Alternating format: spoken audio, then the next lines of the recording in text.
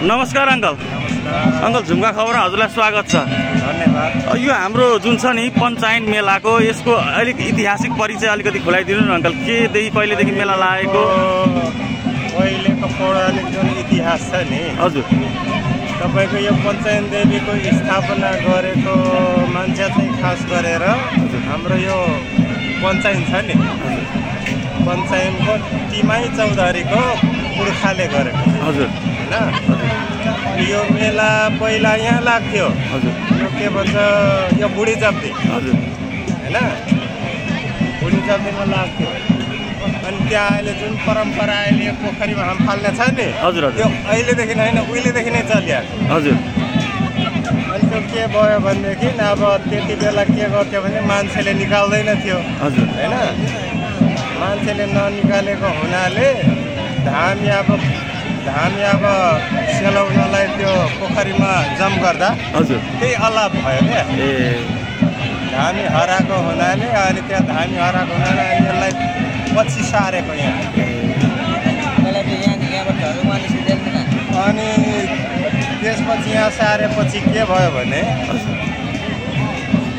यहाँ हात्तीले दुःख दिन थाल्यो। हजुर जोडतोड हजुर हात्ती आतङ्क हजुर हजुर यहाँ बस्तीमा हात्तीहरू आउँथ्यो। हजुर समस्या त्यो खालो भने खाल्यो नि। हजुर अनि त्यो धामीहरू सबै यताको अब पहिला त अहिलेको परिस्थिति थिएन होइन कसरी रोक्ने। अनि धामीहरूले सकेन त्यो एरियाकोले। हजुर अनि जुन अहिले पुजारी छ नि हजुर अनि सबैले खोजिनिधि गर्दै जाँदा उसको आफ्नै बजु हो यो पुजारीको जुन छ नि हजुर आफ्नै बजुले चाहिँ ल म यो के भन्छ जनावर त हलाउँछु हात्ती हजुर तर मलाई मौजा दिनुपर्छ हजुर भनेपछि ल तह लगाउनु अनि यो मौजा सक्नुहुन्छ भने तपाईँलाई नै भयो भनेर पञ्चायत कालमा पञ्चायत सरकारले नै हजुर उ गर्यो होइन घोषणा गर्यो।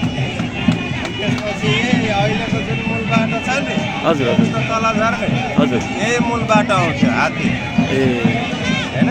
हजुर अनि ल त भनेर अनि त्यसको उसले टाइम दियो हजुर लु है म यो दिन चाहिँ गर्छु भनेपछि हजुर अनि उसले अब उपवास बसेर के गरेर होइन। हजुर अनि यो यहाँ कजरा खोला पुल छ नि हजुर हजुर त्यो पुलदेखि पारिपट्टि हजुर गएर चाहिँ त्यसको भोलिपल्ट हात्ती निस्किने टाइम अब यति बेलै हो हजुर होइन, यति बेलै त्यस्तो निस्किन्थ्यो।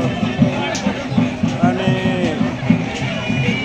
ल अब आज हात्ती तह लाउँछ अरे हजुर धमिनीले होइन, हजुर धमिनीले हात्ती तह लाउँछ। अब हामीले चाहिँ के गर्ने त भन्दा जाउँ हेर्नुभन्दा त पुरा यो एरियाको जति गाउँको मान्छे थियो नि सबै मेला त्यहाँ। हजुर मेला लागेपछि नभन्दै हात्ती आउने टाइममा ठ्याक्कै आयो हात्ती। हजुर हात्ती आएपछि अब के गर्ने त भन्दा सरासर पुरा कल जोडेर हजुर अनि यहाँ शिरमा अब लोटाको पुरा कलसा बोकेर हजुर उभिरहेको थियो उसको बजु धामिनी। अनि हात्ती आयो आयो आयो आयो आयो हजुर अनि ठ्याक्क उसले के गरेछ त्यो लोटाको पानी निकालेर टाउकोबाट शिरबाट निकालेर हजुर हात्तीको खुट्टामा भक्ताइदियो। हजुर हात्तीको खुट्टामा भक्ताएपछि हात्ती एकछिन उभियो। हजुर अनि उभिएपछि एकछिनमा सर त्यो बुढी आमैलाई छ्याप्प पक्रेर आफूभन्दा माथि उठायो अनि कसेर करायो। त्यति बेला मान्छेले ला अब बुढी मान्छेलाई मार्यो होला भनेर सोच्यो होइन। हजुर तर त्यो बुढी मान्छेले ठ्याक्क राखेर फर्केर गएको। त्यहाँदेखि हात्ती आतङ्क कहिले आएन फर्केर होइन। अनि अहिले अब तपाईँको उसको बजुको पाला एक पुस्ता, उसको बाउ आमाको पाला 2 पुस्ता, अहिले यो 3 पुस्तासम्म भइसक्यो यिनीहरूले यो मौजा। त्यही दिनदेखि मेला लाग्न सुरु भयो भनौँ न। मेला पहिल्यैदेखि नै लाग्यो हजुर अगाडिदेखि नै। अनि यिनीहरूले मौजा पाएको चाहिँ त्यहाँदेखि यता। भनेपछि अब तपाईँको हाम्रो गाई गोरुलाई त्यहाँ पूजा पनि के दही चढाउँछ नि त्यो चाहिँ के हो खास? त्यो चाहिँ तपाईँको त्यो के हो भने त्यो पनि एउटा शक्तिशाली नै हो। हजुर तपाईँको गाई दुध दिने गाईहरू जुन लैना गाईहरू हजुर बिग्रियो भने हजुर भाकल गऱ्यो भनेदेखि हजुर त्यो ठिक हुन्छ क्या। अनि त्यो भाकल गरेर ठिक भएपछि त्यहाँ ल्याउने भनेको दही चिउरा। हजुर अनि त्यो दही ल्याउँदा पनि के गर्छ ठिक्क सानो हजुर 1 लिटर या त आधी लिटर हजुर किनभने त्यो फिर्ता लान मिल्दैन। अनि त्यहाँ चढाउँदा चाहिँ के गर्छ भन्दाखेरि पहिला पत्ता सफा पारेर ठाउँ लिपेर सफा पारेर चिउरा हाल्ने चिनी हाल्ने के हाल्ने अनि दहीहरू हाल्ने यसरी हलाउने अनि ठ्याप्प घप्टाउने। अनि त्यो जति झर उसको भागमा जति छ त्यति झर्छ।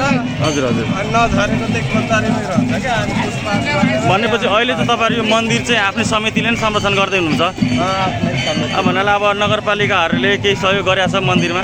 नगरपालिकाले त अब खै कति श्रमदानको जारी छ यहाँनिर। श्रमदान चाहिँ जारी छ है? श्रमदानबाटै गरेको। अब चाहिँ तपाईँहरूलाई चाहिँ हाम्रो स्थानीय सरकारले मन्दिरलाई के गरिदिए चाहिँ अलिक राम्रो हुन्थ्यो तपाईँको विचारमा? सरकारलाई चाहिँ मन्दिरलाई चाहिँ अहिले यसो होइन अलिकति यो बाँकी भएको काम चाहिँ होइन हजुर अलि यो 2 वर्ष जति भएपछि स्थगित भएको अलिक सहयोग आएर होइन अलिक मन्दिरलाई अलिक राम्रो होस् होइन अलिकति टाइम लाग्यो होइन अलिकति छिटो गरिदियोस् भन्ने हामी चाहन्छौँ कि हामी। अब चाहिँ हाम्रो सुनसरीवासीलाई यो मेलाको बारेमा केही भन्न चाहनुहुन्छ? सुनसरीवासीलाई यति भनिन्छ कि हाम्रो यो पौराणिक हजुर पुर्खा यो पहिलेदेखि हजुर होइन पुरानो स्थल हो। हजुर हाम्रो यो दुनियाँको ठाउँ छ नि पञ्चायत झोडा हजुर पञ्चायत या त पञ्चायत झोडा दुईवटा छ। ए यो कचरापारी जानुभयो भने पञ्चायत यता आउनुभयो भने पञ्चायत झोडा। हजुर यो पञ्चायत झोडा यो पञ्चायत मन्दिरकै नाम एकदम अब अन्त्यमा के भन्न चाहनुहुन्छ अङ्कल? म चाहिँ के भन्छु जति श्रद्धालु महान भावहरू आउनुहुन्छ दर्शन गर्नुहुन्छ होइन म के भन्न चाहन्छु भने सक्नुहुन्छ भने इच्छाले जति सक्नुहुन्छ हजुर होइन तपाईँले भिडियो होइन मिडिया जति पनि हाम्रो यो सबैले हेरिराख्नु भएको छ होइन के भन्न चाहन्छ मन्दिरको बारेमा जति छिटो सक्दो होइन तपाईँले भिडियो हेरिराख्नु भएको छ भने यो मन्दिरको चाहिँ अलिकति संरक्षण होस् होइन यो बाँकी भएको काम चाहिँ होइन हाम्रो यो अगाडि बढ्दै जाउँ होइन त्यही हाम्रो यो चाहना हो। हस् धन्यवाद।